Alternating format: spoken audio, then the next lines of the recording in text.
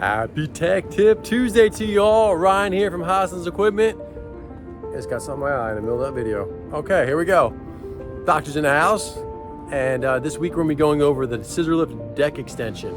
Some of you guys don't even know that the deck extension goes out, and I've had some questions about that. So I'll just give you one example of one machine, how to do it.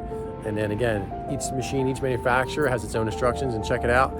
But it's a pretty cool option, and it helps you get in some situations or get into positions and spots on the job site, which otherwise you may have not known you could do. So I'll show you next clip. Okay, we're gonna go up on the scissor lift here. 3 points of contact to enter. Swing open your door. Make sure it's closed behind you. This deck can slide out. On this particular machine, foot here, push.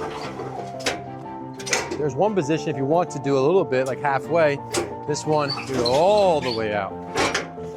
Lock it in, and then you go out on your deck extension.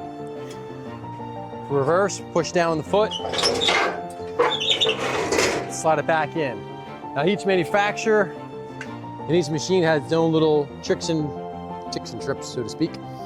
Just review your operator's manual to make sure you have the right procedure to tick out your deck extension.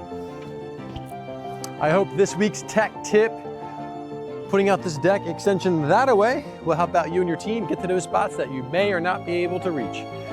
Well, now hopefully you can reach them without having that deck extension out there. So it gives you guys a little bit more extra space.